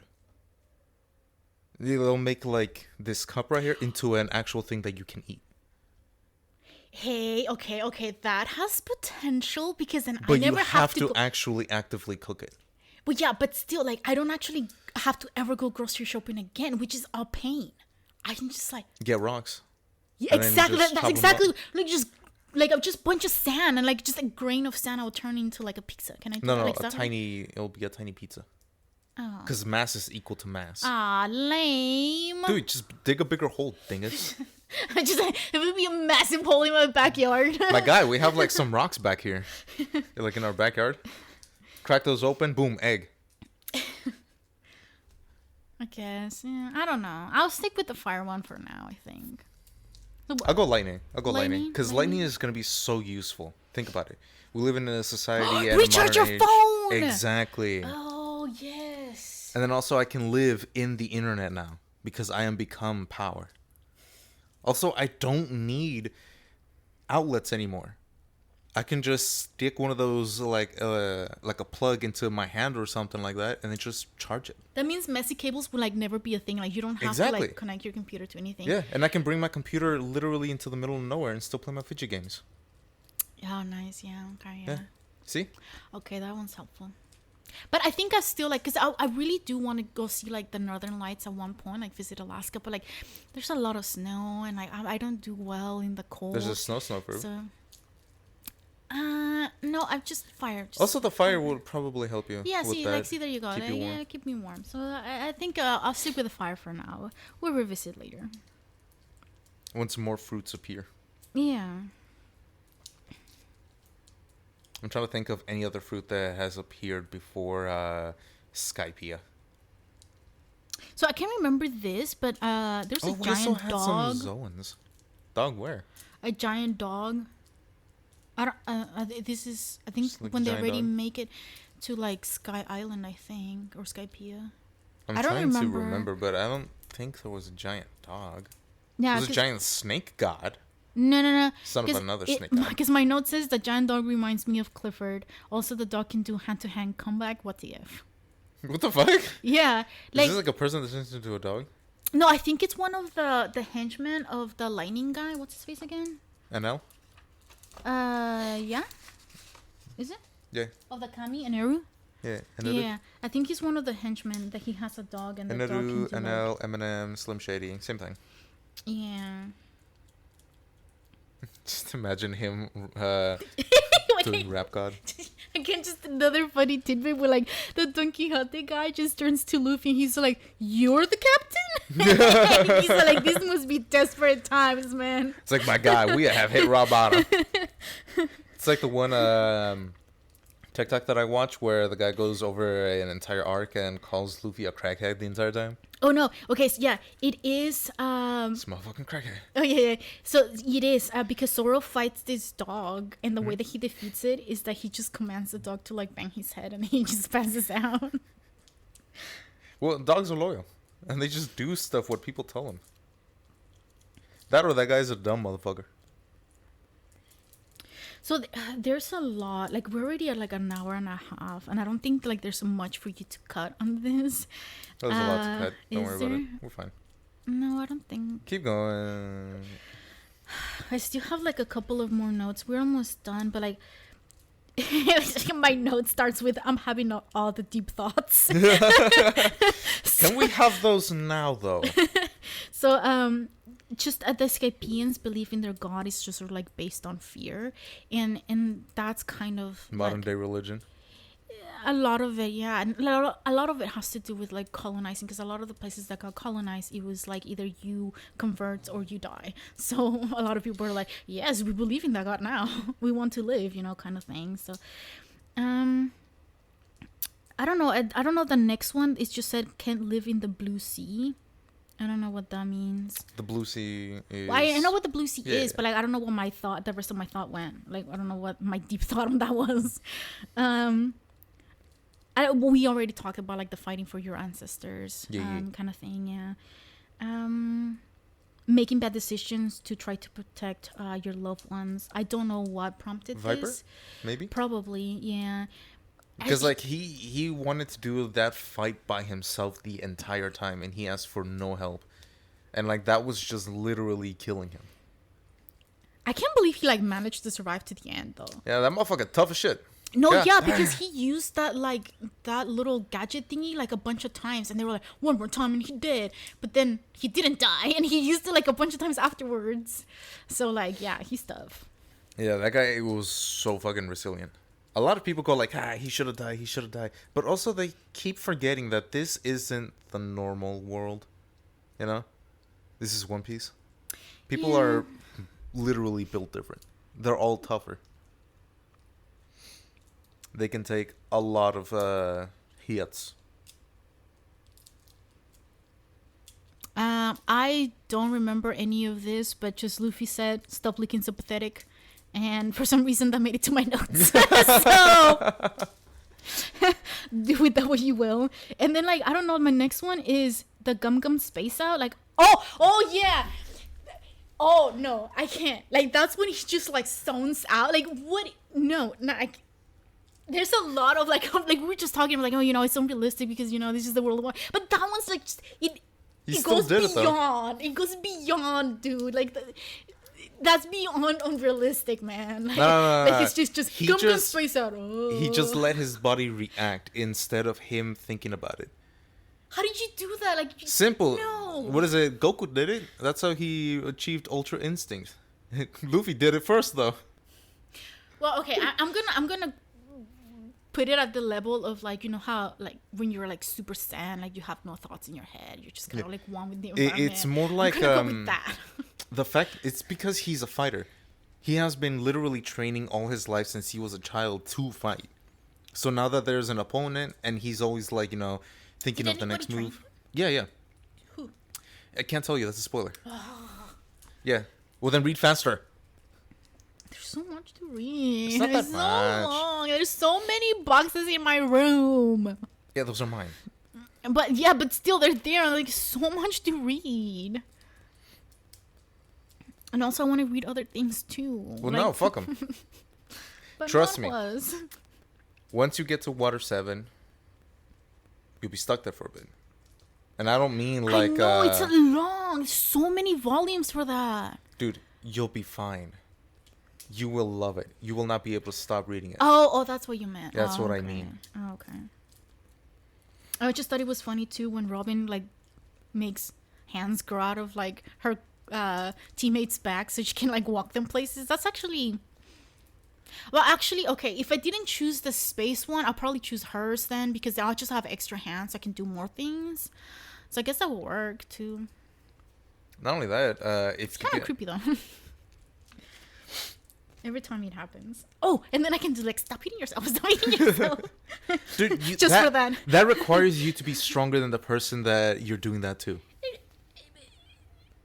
I mean, it's just a joke. Like, I'm not gonna like freaking punch or like slap people. It's just like do it to you. Like, we just be like moving your head, stop hitting yourself, stop hitting yourself. I'm actually doing it. Like, I'm moving his head. Like, I would just do it gently. Like, I wouldn't. It would hurt my hand, bro. Like, no. Also, it is said by Oda that she can feel all the things that her hands feel. That was So if I bite your hand, you're gonna feel it.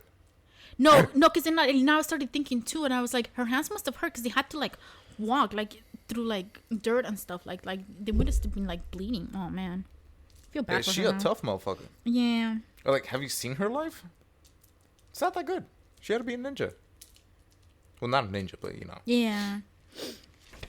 So there was the one time where like Luffy got like the ball stuck to his hand and he like carried it in his back. He just kind of looked like El Mundo from the Loteria. Like that's what I wrote.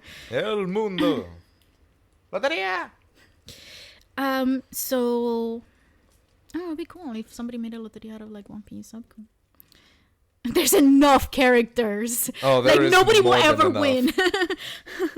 It's like 500 pages. The fucking Loteria thing is like the size of a wall or something like that. Yeah. Instead of being like, what is it, like 4x6 or something, or 4x5, it would be like a 20x20. No. There's over 600 characters. No, but yeah, but you can't have all the characters in one card though. Oh, that's true. Yeah. Anyway, so the other thing that was a deep thought, I think, is like people getting shunned for wanting progress. Humans just be really superstitious. We're very superstitious, and a lot of things a lot of people get marginalized because they want progress or they want to make some change, even though that person's correct. A lot of society sort of like push them to the side, and because in a way I understand, because uncertainty and new things are difficult for a lot of people to process and to understand. Here's the thing. Humans fear change because they are weak. Well, the weak humans fear change because they are weak. The ones that want change will fight to get it. You know what I'm saying? Yeah, but also like those people all get silenced more often than not, because Absolutely. the majority of the people don't want that change, even though it would be better for society as a whole a lot of the times. Oh, yeah, absolutely. No, like, can you just pretend you're not agreeing with me? All Like, right, fine then. this is like just a boring conversation. Yeah, that sucks. Yeah, I agree. All right, moving on. No, dude, this like is I have been watching a lot of TikTok and shit like that, obviously, because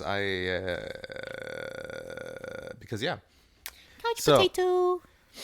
And there was like so much shit about what is it? Our leaders not being able to do change or go through change because they are old and afraid of what change might mean for them. They fear the loss of power, and they fear that they will no longer have their comfort. And everybody else who is kind of like struggling for their lives, they want the change because like this system clearly is not working. Because if they can create a system where everybody benefits and everybody's comfortable, then we're good. But there's going to be so much pushback because of like the old generations that love their power and fear the change that comes with, well, helping someone else apparently. And like That kind of I don't think makes it's me only depressed. the older generation. There's also just people in power. They can be younger, Oh yeah, but absolutely. the power just comes from marginalizing other people a lot of the times, or for you know, some sort of injustice or another. So And then you can see the world government also kind of like implement real world racism into their shit. They are separating like groups further and further and further so that they don't have the power to rise up. Because otherwise, they would have been overthrown so fast. yeah, that sucks. All right, One Piece is too like It is fun to talk about these deep subjects. like that's the thing about it though. It is so real that it mirrors our current society. This was written a while back, and the Well, I feel like it just in any society, like even if you go by like thousands of years, like the society still would have like mirrored it, because a lot of the people like in power, that's how they come into power, by like, yeah, that's you true. know. So like it's not anything new, but the thing is, like, if we want progress, we need to get rid of that, you know, like, so can we just all get along? No, That's no. like, We get rid of society, therefore we have to destroy all humans. That is the only answer. Humans are a cancer, and we have to get rid of them. okay. Well, moving on to the next one. Okay, so this is when it gets to the part where it's kind of like the flashback with Nolan and the one warrior from the Shandians. And like the little kid is like protecting the cage with the pirates, with Nolan's like pirates, and he's just calling out the adults. And I think that's a theme a lot of, and we're kind of talking about it, like where you were saying, like where like old people or like older generations, they don't want things to change, they fear that change because maybe they experienced something horrible when there was a change, right? But now they're like afraid of any and all change, and the younger generations are trying to call out, like, you know, older generations to make that change. So I was kind of like, yeah, that's good. So Nolan really had a donut on his head. Like I couldn't stop looking at it. It's just like a donut, and like I couldn't, because I can't really see the color. It wasn't a Like donut. the top, it looked like a donut, David. No. It's not a donut. It's more like a donut. peach or something like that. See, look at that. But it looked like I'm hungry right now, and it just looks like a donut, like a glazed donut, like with, like, you know, chocolate at the top. I'm just hungry. It looks like a donut. Honestly, I haven't had a good donut in a while. Dude, same. Dude, let's go get some after this. Let's get donuts for lunch. That's the- what adults do. That is the freedom of being an adult. You can have donuts for lunch. What is it? By the time people hear this, we've already have eaten these donuts by like a couple of months. But then they can go and buy their own donuts. And, Yeah, you guys in the audience, buy your own donuts. Tell me Yes. which one you want. and then we'll read the comments and go buy more donuts. So the I think he's one of the elders that quoted this, but he said even with the totally different backgrounds, they seem to have found something in common, and he was referring to like to Nolan and like his friend, what was his name, Kalgara.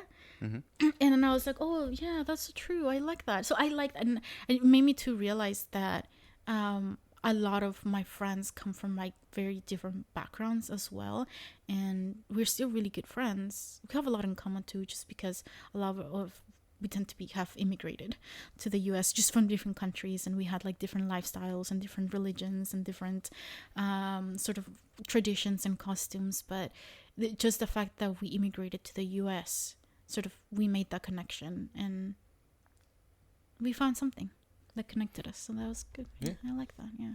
Another great thing about One Piece is that anybody who is a One Piece fan, you'll find almost an immediate connection point. Exactly. Yeah. I mean, this is why I love just about the geek culture. And earlier I said that I didn't really have that, like growing up, I didn't really have that connection to our ancestors. And then so as humans, we're social animals. So like even if you're more of an introvert, we still need like to socialize and to have that connection and that support from other people. So like having lost the roots to sort of like our ancestors, we're sort of like floating in sort of like in space, like not really having those roots. And then so in order for me to be able to succeed in this world the way that it happened. It's just I became part of the geek fandom, like a geek culture. I became part of that, and that's how I found a lot of my friends. That's how I found those connections that I didn't have, because I sort of like didn't have those connections with my ancestors or my extended family, because they're all like sort of like all over the place, and having that Super connection, far like away. we couldn't have those connections. So yeah, I mean that's why I love going to Comic-Con, because whoever you talk to, like, you can geek out about something together, and I love that. I love that atmosphere of just hanging out with people that are passionate about the same thing that you're passionate about, and you can geek out with them, or you can just listen in to their conversation and learn new things, or like learn about new fandoms. It's just, I don't know, I love it so much.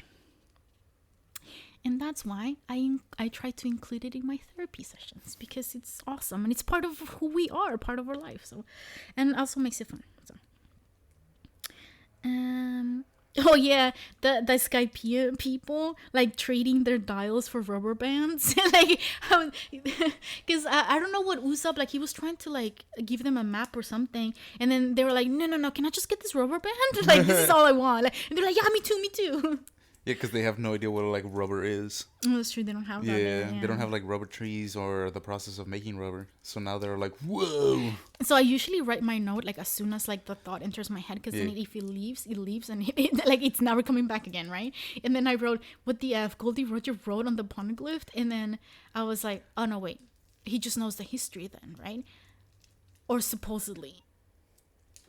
You can speculate by now that Roger, since he got to Raftel, the final island. Is that like the final island in the... That's where the One Piece is. Oh, supposedly. Yeah. Okay. So when he made it there, he got to learn everything. He learned the meaning of the Will of D, or like why the D initial is even a thing.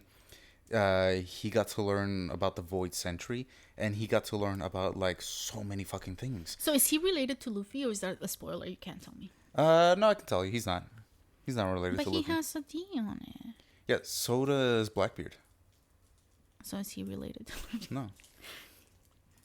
I'm just gonna fly with the fan theory, my own creation, that all the people that have a D in their name are connected to each other. They are connected to each other, but they are not related to each other. Related to each other. I'm switching my theory. Dude, especially with literally the chapter that well, not the one that just dropped right now, but it was the one previously, right? In that one, we got, as a fan base, we got to learn something extra and something fun and entertaining About the D? about the D. Oh, nice. Okay. We learned that someone's ancestor has it. And because their ancestor has it, it would have been passed down generation via generation, right? And obviously, I can't tell you who it has like the Will of D, but they have like... It was Chopper. We've met him. We've already met the people that would have the Will of D. Oh, it was Chopper. It wasn't Chopper. I'm sorry. It was Chopper. Yeah, okay, so like I don't like when this was just like a minor thing, like it's just no big deal, but I really dislike it in stories where they use miscommunication as sort of like the plot device. Oh my god, I really, because I'm like, they could have just like stopped, because okay, so the miscommunication that I wrote in here is when like Luffy was like, we stole your gold, bye, we have to run. And then they were like, wait, we're gonna give you way more gold than when you're carrying. But like they didn't wait, like there was that. And then Robin was like, I guess they didn't want it, like she just didn't give an F. And I was like, bruh, you could have told them, you could have all been rich, man. Well, yeah, but they don't care. They just want enough to live by and go on in their adventure. They're in love with their adventure more than they are in love with like riches. But David, can you think of how much they could have like done to their ship? Like they don't have to like, be rich, like filthy rich or whatever. Just like fix their ship, make another ship, like have cool things like gadgets and stuff. That question gets answered in Water 7. Is that one they mean? Well, I mean, kind of, because I finished reading They also get a new volume 32. What? They also got a new crewmate They're looking in Water 7. Well, they're looking. Well, at the part where I'm at right now, because I ended up just reading the whole volume, 32, which is kind of like goes into like the next thing. And yeah, they're looking for a carpenter. Carpenter or shipwright? Is that same thing? Difference. Carpenter can build things made out of wood. A shipwright builds ships made out of wood, believe it or not. Well, they're looking for one of those. Yeah. So my last note here is everyone's just wants like, because they're all rich now and they're like, yeah, and then Luffy's like, I want a bronze statue, and Usopp is like, I want 10 cannons, and then Sanji's like, I want a fridge with a lock, please. I want more bottom pants. Like he's just kind of like, it reminds like once you get to your Like I want a better kitchen. How about that? Like, yeah, because then it just reminds me of like, you know, when you're younger, you're kind of like, yeah, I'm gonna spend all these kinds of money on like, you know, buying video games and like all these things, and then once you get to like a certain age, you're like, look at this spatula, it's so good. It cost me like $50. It's so nice. Like, and you just get excited about like cooking supplies, and that's basically Or just Sanji. regular mundane things, you know? It's like, oh, I got a new bowl. Like with me, with cups. I have cups, man. I have like cups that I've been collecting from different places and shit. And I'm like, hey, about to start a collection. You need to like get your own cupboard or something for them, because we're running out of space. Yeah, those cups are huge. They are huge. They're like so They're bulky like tankards, too. yeah. Some are tankards, some are just like super bulky, and I'm Yeah. like, bro, there's no space for regular cups in there, man. Nah, fuck your regular cups. We get fancy up in this bitch. Alright. I have been holding off, but now we have to do this. Alright? Moments. What are the moments that come to mind that just like put this arc into an interesting perspective for you? Bro, we just went over this. I don't remember jack shit, man. No. When he rings the bell? Not for me. It was more sort of like that aspect of not necessarily like I guess the bell was kind of like the closure for everyone involved, or like the majority of the people or the characters involved. But for me, it was more sort of like understanding more of how Skypiea, like the history of like how it got there, and how Nolan wasn't a liar, and how they actually had this wonderful civilization that just went on decline because people were evil. So like again, because I'm going through like my own sort of like, I guess, self-discovery journey, like trying to connect with my ancestors again and understand sort of like my roots and where we come from. That's kind of what hit the most for me, because there's more of like that understanding of like who they are and how they're like great warriors. They're not just, because the Shindians were kind of like just this tribe that kind of got abandoned, and they were treated as just like wild people like living in this area. And the angel looking people, like the Skypieans, they were like more like modernized society or whatever, you know. And but the Shindians had something to be proud of, and I think that's something that what's his name again? Yeah, I'm looking at the names again because I forgot. Is something that Viper like was kind of like very aware of, and he was trying to bring that back to his people. We're like, we are a proud race, and like we are great. Like we don't have to be facing so much difficulty. Like we can be proud of who we are. I like that. I like the moment after Luffy rings the bell and Cricket looks up, hearing it, and he's like, it was in the sky. It was in the sky the entire time, and he found it. And then he saw the silhouette of Luffy in the clouds, just kind of like there, well, being his jolly self and shit. Kind of like it's such a good visual. It was a good visual. Heartwarming, my guy. Like, I was like, oh my god, finally this guy can, well, he has reached his dream. He knows where the city is. And they brought him back some proof, I believe. I think I really appreciated the fact that it wasn't just his dream. It was like a bunch of people's dreams that came true just by ringing of that bell. You know, like it sort of brought back all those. emotions or that like sort of knowledge or that pride. It validated them. That's what it was. It validated. It absolutely. validated a lot of people. Even the snake was like super happy about that. Yeah, I think that it shed like a tear or something. Yeah, like that. yeah. It was just so happy. It was like, finally, this all can come to rest. Yeah, I like that. It was kind of like the closing of a story that started like centuries ago, like over 100 years ago, and it's kind of like something that it was desperately needed. A change that came to them in the form of your boy Monkey D. Luffy. Being in a place where you can make that happen for a lot of people and taking it like as seriously as Luffy did, I think it's like a fantastic thing, because a lot of people sort of like are not aware of the position that they're in, where they can, you know, either bring closure or bring a lot of people to have like that one dream, you know, given the position that they're in. So I love it. I don't know, it was good. And now my throat hurts. I can't talk louder. That's not my problem. And then I think it's just like automatically, like once I start talking about like More serious emotional things, stuff, something like serious. my voice just gets lowered. I can't help it. But yeah, so that was all my thoughts on the Sky Island arc. And hopefully it doesn't take me too long to finish Water 7. Bets. I'm taking bets. Like, how long do you guys think it's gonna take me? This motherfucker waited like a month to finish it.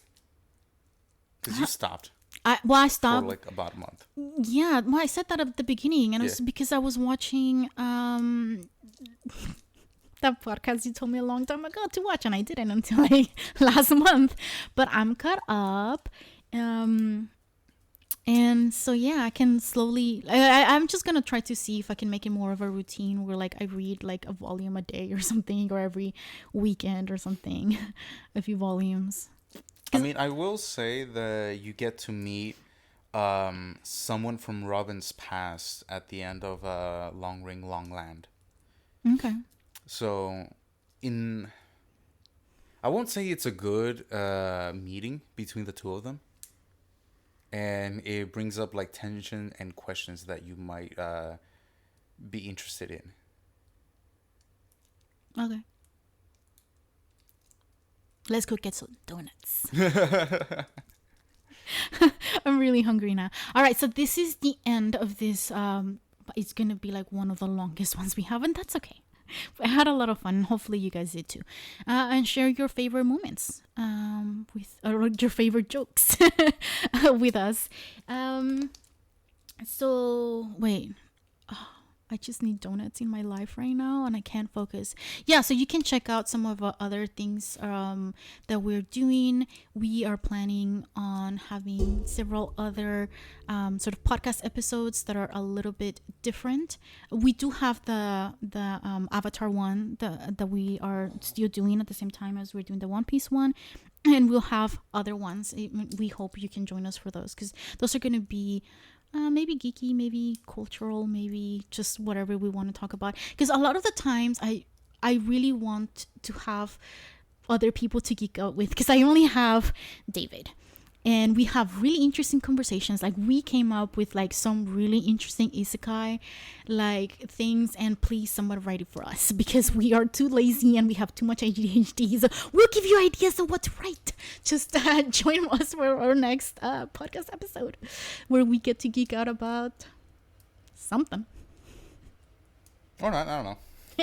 No, we will geek out about something. Most likely food, because food is life. Unless we've eaten, in which case we're not talking about food. Unless we are eating something that's just mid and we're complaining about it, then we will be talking about food.